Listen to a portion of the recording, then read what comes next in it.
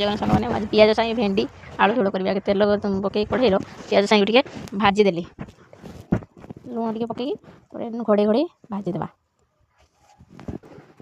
ଅଳ୍ପ ହେଇଗଲାଣି ଭଜା, ତାପରେ ଏବେ କାଢ଼ିଦେବା ଗୋଟେ ଜାଗାକୁ। ତାପରେ ତେଲ ଗରମ କରିକି ତା ଦେହରେ ଦେବି ପିଆଜ ଆଉ ଅଦା ରସୁଣ ପିଆଜ ଆଉ ବିଲାତି ଆଗେ ଗୋଟେ ପେଷ୍ଟ ବନେଇ ଦେଇଛି।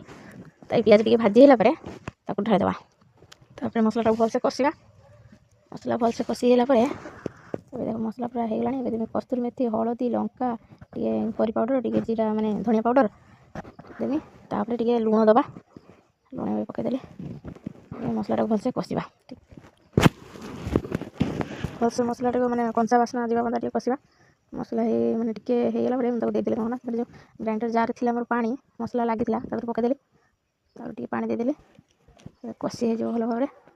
ମସଲାଟା ମାନେ ବାସ୍ନା ହେଇଗଲାଣି। ଏବେ ମସଲାଟା କଷି ହେଇଗଲାଣି। ତାପରେ ଏବେ ଆଳୁ ପିଆଜ ସାଙ୍ଗେ ଭେଣ୍ଡିକୁ ପକେଇଦେଲି। ତାପରେ ତାକୁ ଟିକେ ଭଲସେ କଷିବା। ଏବେ ଆମର କଷିବା।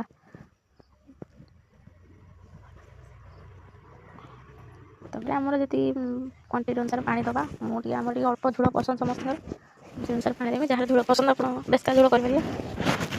ଥରେ ଏମିତି ବନେଇ ଖାଇବେ, ଦେଖେ କେମିତି ଲାଗୁଛି, ମାନେ ବହୁତ ଟେଷ୍ଟ ଲାଗେ।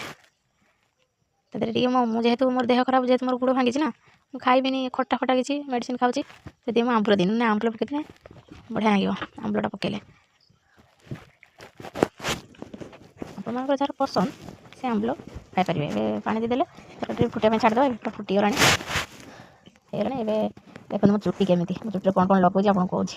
ଏଇ ମେଥି, ଏଲୋଭେରା ଆଉ ଅଁଳା, କଳା ଜିରା, ଭୃଷଙ୍ଗ ପତ୍ର ଆଉ ମନ୍ଦାର ପତ୍ର ଆଉ ପିଆଜ ୟାକୁ ତେଲରେ ଦେଇକି ସବୁ ଫୁଟେଇକି ତାକୁ ମୁଣ୍ଡରେ ଲଗେଇବି।